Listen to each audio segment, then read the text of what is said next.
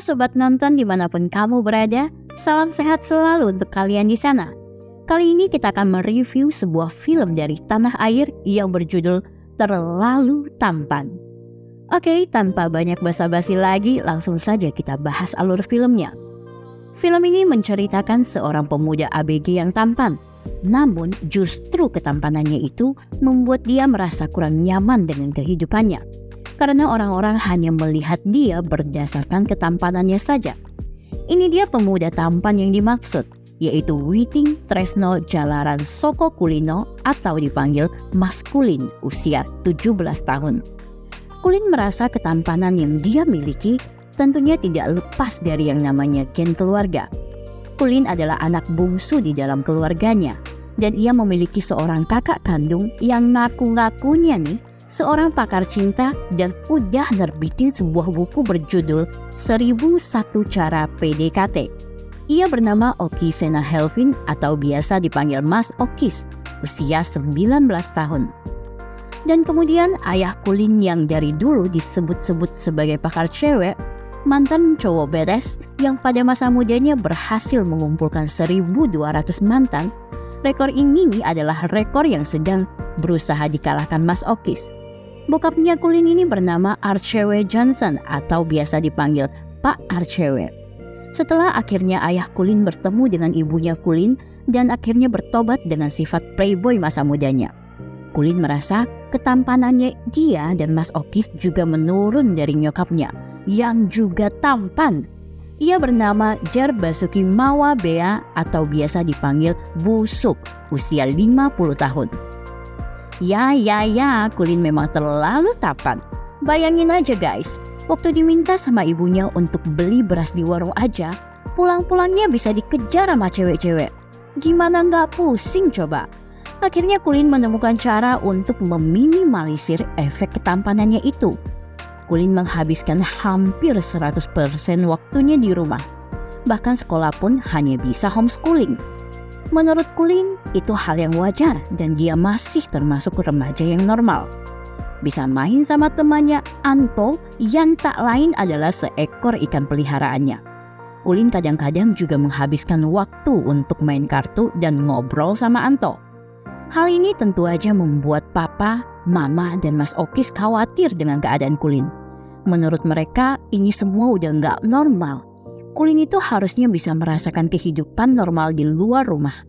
Tapi berbagai cara juga udah pernah dicoba oleh papa dan Mas Okis. Belum ada satupun yang berhasil. Papa, mama, dan Mas Okis nggak nyerah gitu aja dong. Akhirnya mereka menyusun satu skenario baru. Nah, gini nih skenarionya. Jadi suatu malam, papa dan mama sengaja ngobrol seolah-olah papa itu bangkrut. Jadi papa harus menerima tawaran akting untuk bisa mencukupi biaya homeschooling Kulin dan kebutuhan keluarga. Kulin yang mendengar obrolan papa dan mama merasa sedih dong guys, karena selama ini dia udah jadi beban untuk keluarganya. Nah, keesokan paginya nih, Kulin langsung ngomong ke papa mamanya bahwa dia mau mutusin untuk pindah ke sekolah reguler. Dan Kulin juga minta maaf karena udah menjadi beban keluarga. Semua happy dong mendengarnya. Tapi ternyata Kulin punya syarat. Kalau dia cuma mau sekolah di sekolah khusus cowok aja. Nah, tambah penasaran nih bakalan gimana nextnya. Akhirnya, inilah hari pertama Kulin masuk ke sekolah reguler. Nama sekolahnya itu Horizon, sekolah khusus cowok. Kulin terus kasih semangat ke diri sendiri. Dia cuma perlu bertahan 180 hari aja dan dia pasti bisa. Kulin masuk ke sekolahnya pakai jaket dan helm guys. Anak-anak lain pada liatin dia terus dong.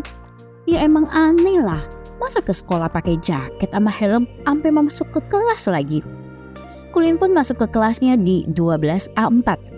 Kulin yang belum pernah ketemu banyak orang gitu, agak syok dengan kondisi kelasnya yang gaduh banget. Kulin duduk di satu bangku kosong, ternyata kursi itu udah punya orang. Kulin pun diusir dari bangku itu. Gak lama kemudian, guru kelas 12A4 pun masuk. Guru ini bernama Bu Dek. Begitu masuk kelas, Kulin yang sedang berdiri langsung ditegur sama Bu Dek karena pakai helm di kelas. Awalnya Kulin menolak untuk membuka helm sampai disorakin sama teman-temannya. Tapi budak mengancam akan melaporkan ke kepala sekolah kalau Kulin gak buka helmnya. Dengan penuh keraguan dan terpaksa, akhirnya Kulin membuka helmnya juga. Dan oh my god, ambulans sampai harus datang ke sekolah untuk menjemput budak yang pingsan dan mimisan karena ketampanan Kulin. Lebay gak sih guys? Kulin pun dicari oleh kepala sekolah karena udah menyebabkan keributan ini.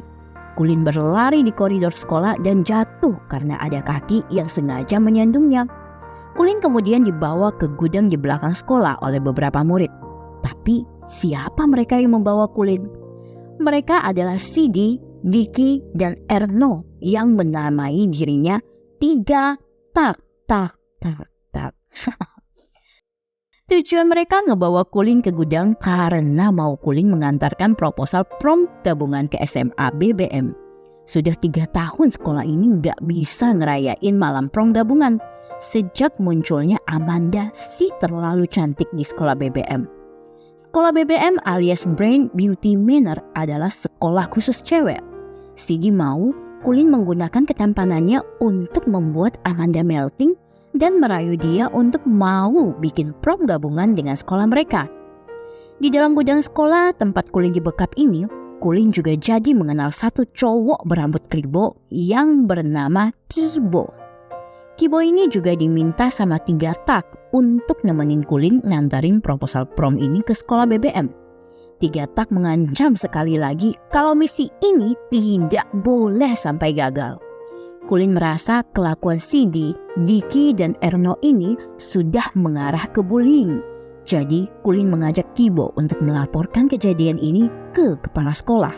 Singkat cerita, Kulin pun ke kantor kepala sekolah untuk menceritakan semua hal yang dialaminya itu. Yang terjadi malah sebaliknya. Kepala sekolah malah meminta Kulin untuk menuruti kemauan Sidi dan teman-temannya. Bahkan kepala sekolah bilang ke mereka, kalau mereka tidak ikuti kemauan Sidi, maka Kulin dan Kibo gak akan pernah lulus. Kok bisa begitu ya? Ya bisa aja lah karena Sidi itu ternyata anak bungsu dari kepala sekolah yang sudah 3 tahun gak mau lulus sekolah hanya karena prom ini. Jadi dengan sangat kepala sekolah memohon Kulin untuk bisa membantu agar prom gabungan ini bisa terlaksana. Kemudian tibalah hari di mana Kulin dan Kibo nganterin proposal ke sekolah BBM. Sekolah yang isinya cuma cewek semua. Kulin ke sekolah BBM dengan stylenya, yaitu pakai jaket dan helm buat nutupin ketampanannya. Di tengah lapangan mereka disorakin sama murid-murid cewek di sekolah BBM. Semua gaduh dan minta Kulin buka helm. Akhirnya Kulin pun membuka helmnya. Dan apa yang terjadi? Duar, Kulin membuat kegegaran di SMA BBM karena banyak siswa yang tidak sadarkan diri dan dilarikan ke rumah sakit. Konon hal ini juga sampai diberitakan di TV bahwa ini semua terjadi karena kedatangan sesosok pria yang menurut saksi dia itu terlalu tampan. Amanda si terlalu cantik juga melihat pemberitaan di TV. Amanda sendiri juga terpukau dengan ketampanan maskulin. Kekacauan yang ditimbulkan Kulin gak selesai sampai di sini guys. Sekarang para reporter TV dan banyak cewek berada di depan rumah Kulin. Hal ini dimanfaatkan oleh keluarga Kulin menjadikan momen ini sebagai ajang untuk mencari duit. Cewek-cewek bisa masuk ke rumah Kulin dengan membeli tiket masuk. Kulin yang sedang dalam perjalanan pulang ke rumah gak sengaja melihat berita itu di TV. Bahwa rumahnya sedang dipenuhi siswi-siswi yang ingin bertemu Kulin. Kulin sedih melihat dari TV di rumahnya sedang diadakan Tour the Life of Mas Kulin. Di mana dengan membayar 35.000 saja, orang-orang bisa masuk dan melihat seisi rumah Kulin. Kulin hanya bisa menangis di balik helm yang menutupi wajahnya. Walaupun mengenakan jaket dan helm, ternyata ada yang mengenali kalau itu Kulin. Kulin juga tidak bisa terlalu lama berlarut dalam kesedihannya, karena lagi dan lagi Kulin harus dikejar oleh cewek-cewek. Dan akhirnya Kulin berlari sampai ke rooftop sebuah gedung. Kulin ditelepon Mas Okis dan orang tuanya. Mereka meminta Kulin untuk pulang, tapi Kulin sudah terlanjur kecewa sama keluarganya. Kulin menganggap keluarganya sudah menjual dia. Kulin tambah sedih dan kecewa lagi ketika mendengar lewat telepon temannya Anto, si ikan yang selalu nemenin dia, mati. Kulin pun langsung matiin teleponnya. Kulin sendirian, Kulin sedih dan kecewa dengan keadaan seperti ini. Kulin bermaksud mau loncat dari gedung, tapi tersontak kaget dengan suara seorang cewek dari belakang yang malah nyuruh Kulin buat loncat. Kulin pun berbalik dan kaget melihat cewek ini, karena untuk pertama kalinya ada cewek yang gak mimisan dan hanya baik-baik aja ketika lihat ketampanan dia. Cewek ini bukan cuma gak mimisan, bahkan dia juga ngomong, "Lo gak mimisan liat gue?" Halu, gila ya, kelebihan narsis. Gila, ada-ada aja narsis sekarang. Jantung Kulin pun berdebar dengan kencang, seakan jatuh cinta pada pandangan pertama sama cewek ini. Kulin memang sudah bertekad untuk gak mau pulang ke rumahnya. Satu-satunya teman yang dia punya sekarang, ya cuman Kibo. Kulin meminta bantuan Kibo untuk bisa tinggal sementara di rumah Kibo. Kibo hanya tinggal berdua sama omanya, dan mereka dengan senang hati menerima Kulin. Kulin menjadi semakin akrab dengan Kibo. Kulin juga curhat banyak sama Kibo tentang apa yang selama ini terjadi dengan dia. Bahkan Kulin juga cerita tentang cewek yang dia temui di atap. Hanya sayangnya Kulin gak sempat nanya siapa nama cewek itu. Yang Kulin tahu dia menggunakan seragam sekolah BBM. Kulin dan Kibo pun berencana untuk mendatangi kembali sekolah BBM. Tujuannya yang pertama untuk mencari cewek di atap yang udah buat Kulin berdebar-debar. Dan tujuan lainnya adalah untuk nganterin proposal prom gabungan. Nah, esoknya mereka langsung mendatangi sekolah BBM dan mencari Amanda untuk mengajukan proposal prom gabungan. Amanda yang dari kemarin udah melihat ketampanan Kulin lewat TV langsung menemui Kulin dan Kibo. Amanda pun menerima proposal itu dan berkata akan menghubungi mereka kembali setelah diskusi sama semua panitia prom. Setelah Kulin dan Kibo pergi, ternyata Amanda si cantik ini juga mimisan karena gak tahan sama ketampanannya Kulin, guys. Singkat cerita nih guys, setelah beberapa hari berlalu, Kibo dan Kulin pun akhirnya dihubungi kembali oleh sekolah BBM. Dan dikabarin bahwa pengajuan proposal prom gabungan mereka diterima. Semua pun bersorak kegirangan. Prom gabungan yang sudah ditunggu-tunggu selama 3 tahun akhirnya bisa terlaksana. Hari demi hari pun berlalu, hubungan pertemanan Kulin dan Kibo pun semakin dekat. Mereka ngabisin waktu dengan main game bareng, nonton bareng, belajar bareng. Dan Oma Kibo juga sudah seperti keluarga bagi Kulin. Suatu hari, Kibo ngajakin Kulin untuk main futsal bareng. Dan Kibo mau kenalin ke Kulin cewek yang dia suka. Kulin pun ikut bermain futsal bareng Kibo. Selama bermain futsal, sorakan ada di mana-mana. Dan satu hal ajaib yang baru kita tahu nih, ternyata cowok-cowok yang kena keringet-keringet Kulin ketika main futsal itu tiba-tiba menjadi ganteng seperti Kulin. Keringatnya Kulin bisa bikin orang jadi ganteng. Ya, walaupun efeknya hanya bisa bertahan 1-2 jam. Setelah itu akan kembali normal lagi. Asli lebay nih guys. Kulin menanyakan gimana cewek yang Kibo suka. Dan Kibo bilang cewek itu gak datang hari ini. Ketika Kulin ditinggal sendiri oleh Kibo, Kulin melihat ada sebuah warung di dekat main futsal yang unik banget. Kulin pun mencoba mendatangi warung itu. Dan ternyata penjaga warung itu adalah cewek yang ditemui Kulin di atap kemarin. Kulin mencoba PDKT dan kenalan sama cewek ini. Kibo pun menghampiri mereka. Ternyata Kibo sudah kenal dengan cewek ini. Dan Kibo mengenalkan Kulin kepada cewek ini. Cewek penjaga warung. Cewek yang ditemui Kulin di atas atap namanya Rere. Kibo dan Rere sudah sangat akrab. Mereka bisa ngobrol, bercanda, dan klop gitu aja. Kulin merasa hanya menjadi orang luar yang gak bisa nyambung dengan pembicaraan mereka. Setelah sekian lama tidak pulang rumah, akhirnya Kulin pun janji ketemuan dengan Mas Okis. Kulin sudah tidak marah dengan keluarganya, hanya Kulin masih memutuskan untuk tinggal di luar saat ini. Tujuan Kulin ketemu Mas Okis juga pengen minta kiat-kiat PDKT untuk diterapkan sama cewek yang dia suka itu, yaitu Rere. Mas Okis janji bakal bantu Kulin buat ngedapetin si Rere.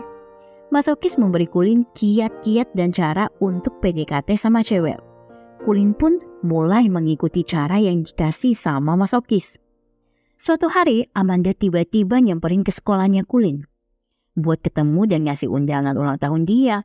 Amanda yang juga anak orang tajir ini juga ampe ngasih sebuah iPhone buat Kulin. Dan udah tersimpan nomor Amanda di dalamnya. Cowok-cowok di sekolahnya Kulin cuma bisa terpesona melihat kecantikan Amanda.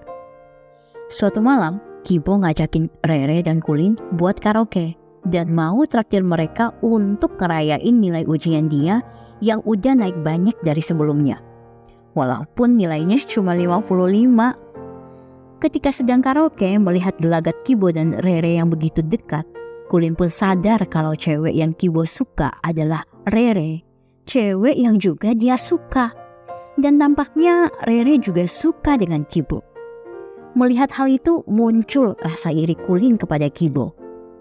Akhirnya di suatu kesempatan ketika Kulin sedang duduk berdua sama Rere, Kulin berkata kepada Rere bahwa cewek yang disukai Kibo adalah Amanda. Dan kalau Rere mau bukti, Rere bisa melihat buktinya di pesta ulang tahun Amanda minggu depan. Di malam itu juga Kulin pun menelpon Amanda. Nah, mengapa Kulin menelpon Amanda? Apa sih yang mereka bicarakan? Dan sampailah di hari ulang tahun Amanda. Banyak sekali tamu yang datang di pesta ulang tahun Amanda. Kulin datang bersama dengan Kibo. Sesampainya di sana, mereka langsung disambut oleh Amanda. And what? Perlakuan Amanda ke Kibo berubah 180 derajat. Amanda mengajak Kibo ke lantai 2 dan mereka berduaan di sana. Ketika Rere tiba di pesta itu dan berjalan ke lantai 2, tiba-tiba aja Amanda mencium Kibo. Rere melihat kejadian itu. Rere berlari meninggalkan pesta ulang tahun Amanda sambil menangis. Kulin pun mengejar Rere dan berusaha menenangkan Rere yang sedang sedih. Kulin mengambil kesempatan ini untuk menyampaikan perasaannya ke Rere. Tapi Rere minta maaf karena cuma bisa menganggap Kulin sebagai teman dan tidak lebih. Gue suka sama lu, Re. Maafin gue, tapi gue cuma bisa nganggap lo temen doang. Kibo yang sudah mau pulang dari pesta ulang tahun Amanda tiba-tiba diserang dan dipukuli di parkiran. Yang menyerang Kibo adalah 3 tak yang tadi juga melihat Amanda mencium Kibo. Mereka marah dan memukuli Kibo. Kulin yang melihat Kibo dipukuli mulai timbul rasa bersalah kepada Kibo. Rasa bersalah itu terus menghantui Kulin. Sampai di suatu hari, karena dihantui rasa bersalah dia sama Kibo, Kulin pun mengaku kepada Kibo kalau Kibo dipukulin sama Sidi dan teman-temannya itu karena Kulin. Kulin pun bercerita kalau Rere adalah cewek yang dia temui di atap. Tapi Kibo suka dengan Rere dan Rere juga suka dengan Kibo. Dia iri dan meminta Amanda untuk mencium Kibo di depan Rere. Sebagai gantinya, Kulin bersedia menjadi pasangan Amanda di prom night nanti. Mendengar semuanya, Kibo pun marah dan kecewa banget sama Kulin. Kibo sudah menganggap Kulin lebih dari sahabat. Bahkan Kibo bilang kalau dia bersedia mundur kalau dari awal Kulin jujur dan menceritakan semuanya. Kibo kecewa dan marah, mengusir Kulin untuk pergi dari rumahnya. Kulin menyadari kalau semua itu memang salah dia. Kulin menyesal dan dengan langkah yang berat, Kulin pulang ke rumahnya. Waktu berlalu dengan cepat sekali. Gak lama lagi mereka sudah UAS dan prom night gabungan yang ditunggu-tunggu sudah hampir tiba. Tapi hari-hari tanpa Kibo terasa lama sekali untuk Kulin. Dia sangat rindu waktu-waktu yang dia habiskan selama ini dengan Kibo. Kulin menjadi pendiam dan tertutup. Melihat Kulin begitu, mamanya pun ingin membuka pikiran Kulin. Mama menceritakan semua bahwa sebenarnya papanya tidak pernah bangkrut. Dan semua yang dia dengar di awal adalah cara papa, mama, dan Mas Okis untuk membuat Kulin keluar dari zona nyamannya. Cara untuk membuat Kulin bisa membuka diri dengan dunia luar. Terbesit di pikiran Kulin semua yang dilaluinya selama ini. Suka dan dukanya bersama Kibo. Sakit hati dia ketika ditolak Rere. Itu semua pantas dan sepadan untuk dijalani. Ketika Kulin dan papanya duduk ngobrol di taman rumahnya, Kulin bertambah sadar ketika tahu bahwa papanya dulu juga pernah ditolak cewek. Papanya berkata kepada dia bahwa seorang laki-laki menjadi sejati bukan dinilai dari ketampanannya, tapi sikap seorang laki-laki yang dinilai oleh seorang cewek.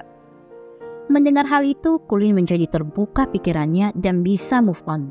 Ketampanan gak selalu jadi jaminan, Lin. Dan cewek nolak papa itu bilang, lebih baik punya wajah busuk daripada punya hati yang busuk. Kok gak nyambung ya, Pak? Kulin pun mendatangi Kibo di rumahnya. Kulin meminta maaf kepada Kibo dan ingin menebus kesalahannya. Dengan caranya sendiri, Kulin meyakinkan kepada Kibo bahwa Rere juga suka dengan dia dan memancing Kibo untuk bisa mengungkapkan perasaannya.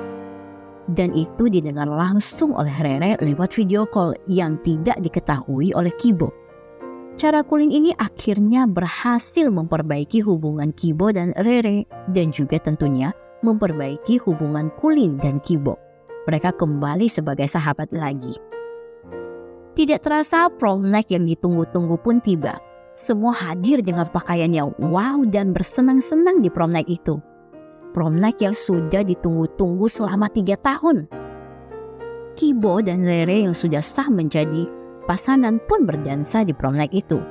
Sedangkan Kulin berkata kepada mereka bahwa dia harus membayar hutangnya dulu dengan menjadi pasangan Amanda di prom night itu. Di akhir cerita film ini, Kulin dan Amanda dianugerahkan sebagai King and Queen of the Night di atas panggung. Kulin tetap menjadi pusat perhatian karena ketampanannya. Dan beberapa cewek di bawah panggung membicarakan ketampanannya. Namun tiba-tiba Kulin mendengar seorang cewek berkata, "Biasa aja." Kulin berharap dia bisa menemukan cewek yang bisa suka sama dia, bukan hanya karena ketampanannya. Kulin pun mulai kembali berdetak cepat jantungnya sambil memperhatikan cewek itu berjalan pergi meninggalkan pesta, dan film pun selesai. Terima kasih sudah menonton hingga akhir video ini. Apabila kamu suka dengan film seperti ini, support kami dengan klik like dan subscribe channel ini ya. Nyalakan lonceng notifikasi agar kamu tidak ketinggalan film menarik lainnya yang akan kami upload.